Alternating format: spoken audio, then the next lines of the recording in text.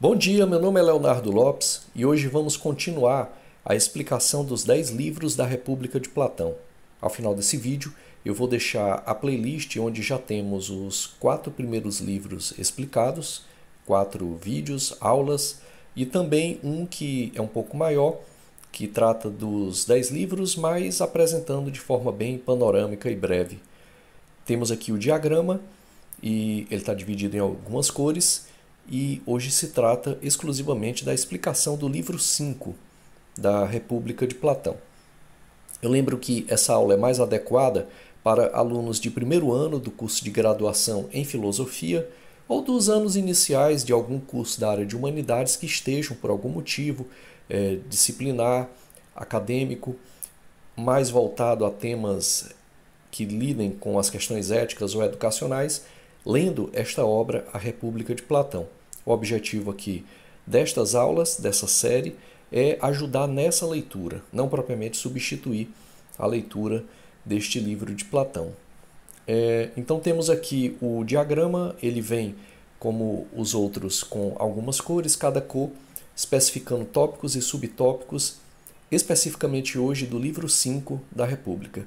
Então na cor roxa vejamos que esse livro 5 ele continua toda a continuidade de argumentações que vem desde o livro 1. No livro 1 tivemos o debate de Sócrates com Céfalo, Polemarco e Trasímaco.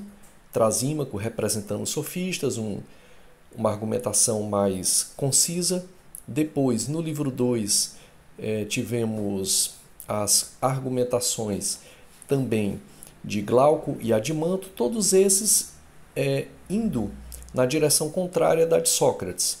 Sócrates preconiza que a justiça é em si mesma.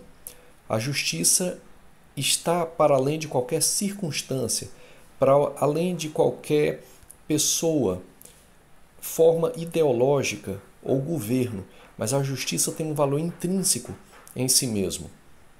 Então, nesse sentido, continua-se aqui, Sócrates vai preconizando essa noção metafísico-ontológica da justiça como em si mesma, e ele começa ali pelo livro 2, pelo livro 3, a lançar a noção de uma questão de termos uma tripartição da alma, essa alma tripartida que ao mesmo tempo se conecta com a sociedade, que também tem uma divisão tripartite, e que basicamente ele vai dizer que justiça é harmonia entre todas essas instâncias, tanto a instância individual quanto a instância coletiva.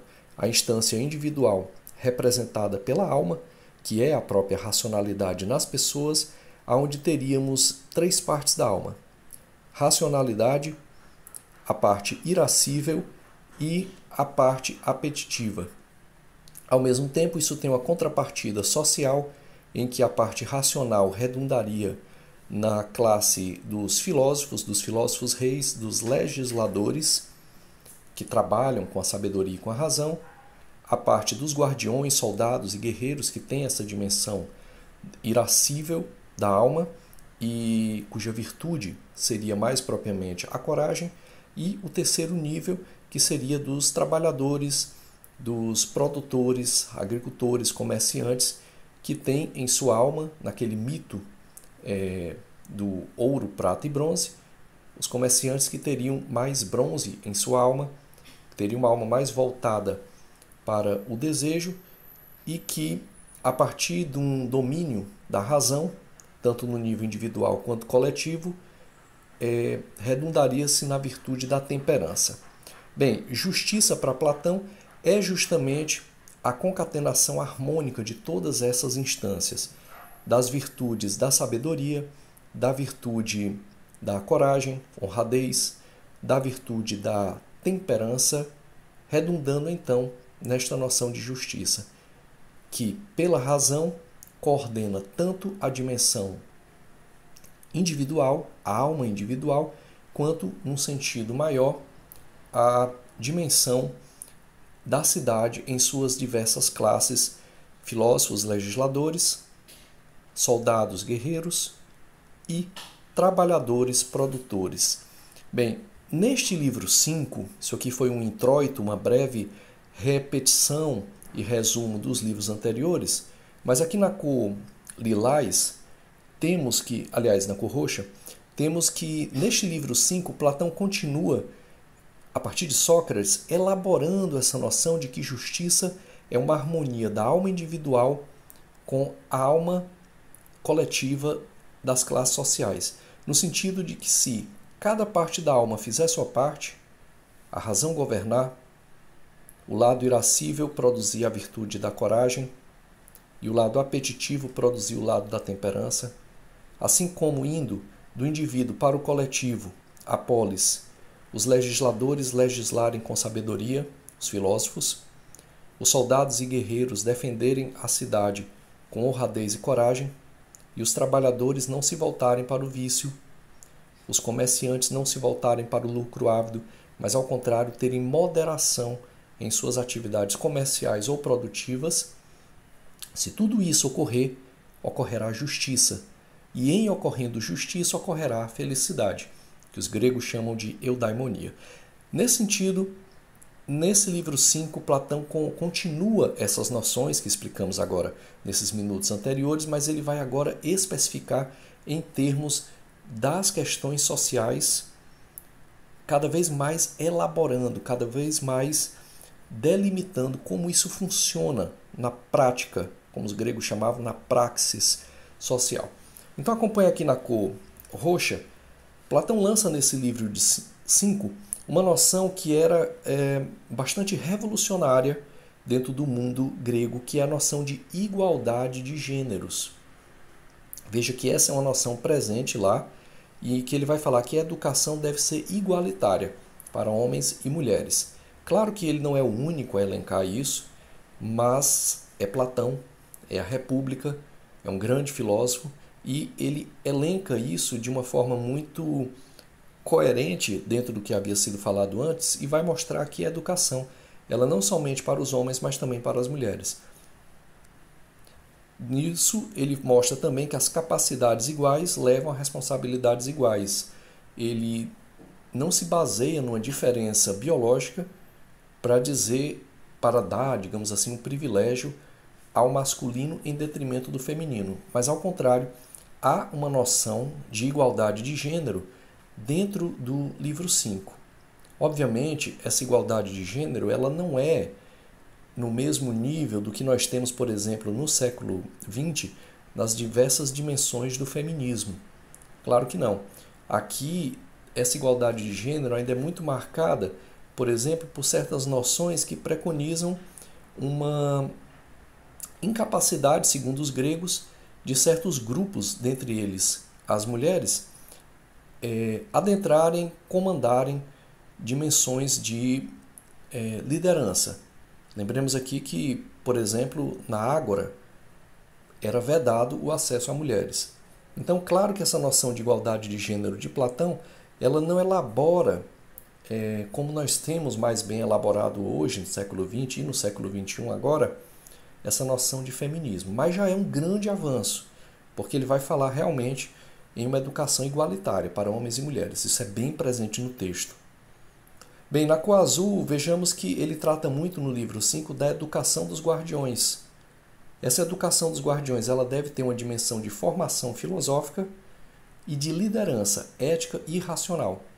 Ou seja, a razão, o logos, a racionalidade, é o que redunda na alma humana no controle sobre a dimensão irascível, e por isso gera coragem, assim como na dimensão apetitiva, e por isso gera a moderação, a temperança. E no nível social gera a ética, porque cada grupo, seja os legisladores filósofos, sejam os soldados, sejam os produtores, farão cada um a sua parte. E isso vai redundar numa dimensão ética que, ao final, coincidirá com uma polis feliz ou pessoas felizes. Bem, na cor verde temos aqui comunismo de bens e famílias. Então, Platão, nesse livro 5, ele fala sobre uma eliminação da propriedade privada. E também vai mostrar um coletivismo como base da justiça, em que inclusive as próprias famílias seriam abolidas e as crianças seriam criadas pelo Estado e depois direcionadas, umas para serem filósofos e legisladores, outras para serem soldados e guerreiros, e outras para serem produtores e comerciantes. Claro que quando a gente lê isso aqui, a primeira coisa que vem à nossa mente é que é um pensamento parecido com as noções de comunismo, socialismo, por exemplo, de Karl Marx, entre outros autores. Mas realmente não tem muito a ver, não. Lembremos que aqui tem mais de 2 milênios, praticamente, separando esse pensamento de Platão para o pensamento de Karl Marx ali no século XIX. Na verdade, essa eliminação da propriedade privada e esse coletivismo como base da justiça, no sentido até mesmo de as crianças serem criadas fora da sua família, tem mais a ver com a herança que Platão recebe dos espartanos. Por exemplo, esse coletivismo como base da justiça, as crianças não sendo criadas mais em família, para Platão visa evitar que propriedade privada, recursos materiais, fiquem presos em uma família só, em detrimento da sociedade, da coletividade. Isso tem muito a ver, por exemplo, com o processo de agogê dos espartanos, em que as crianças eram retiradas muito cedo para terem uma formação militar lá na Esparta. Ele toma essas noções e aqui adapta dentro de toda a sua teoria, a teoria das ideias, obviamente, e vai elaborar tanto essa questão como a eliminação da propriedade privada. Por último, na cor laranja, a sociedade ideal. Lembremos que a República é um livro sobre um ideal, é um livro sobre uma utopia. Utopia aqui, como sabemos, significa o não lugar. Quer dizer, Platão está elaborando uma utopia que depois ele tenta até mesmo implementar na realidade, sem muito sucesso. Mas nessa sociedade ideal que ele fala na República, ele vai preconizar, acompanha aqui na cor laranja, a harmonia entre as classes. Nenhuma classe é maior ou melhor do que as outras, seja a dos filósofos legisladores, seja a dos soldados guerreiros, seja propriamente a dos produtores agricultores. Cada classe deve fazer por natureza, porque por natureza cada membro dessa classe tem mais ouro, prata ou bronze, tem mais sabedoria, mais coragem ou mais moderação, são as divisões de classes. Se houver uma harmonia, haverá justiça, por isso eticidade, uma moralidade que levará à felicidade. E por último, a justiça, então, como equilíbrio. Para Platão, justiça é equilíbrio. Equilíbrio entre o quê? Entre justamente essas partes da alma e as classes sociais, cada uma fazendo as suas funções, inclusive na alma. Na alma, como funciona? A racionalidade domina sobre o lado irascível e sobre o lado apetitivo, gerando então coragem e moderação, temperança. Na cidade, os legisladores, os filósofos, eles coordenam a sociedade, os guardiões soldados defendem e os agricultores, produtores, comerciantes fomentam o comércio e a dimensão econômica na cidade. Isso é justiça para Platão. Bem, pessoal, essa foi a nossa aula de hoje. Espero que tenham gostado dessa exposição do livro 5. Esperamos mais à frente colocar no ar online o livro 6, até prosseguir ao final com o livro 10. Se você gostou, eu peço que deixe um like, se inscreva no canal, comente, compartilhe e até uma próxima oportunidade.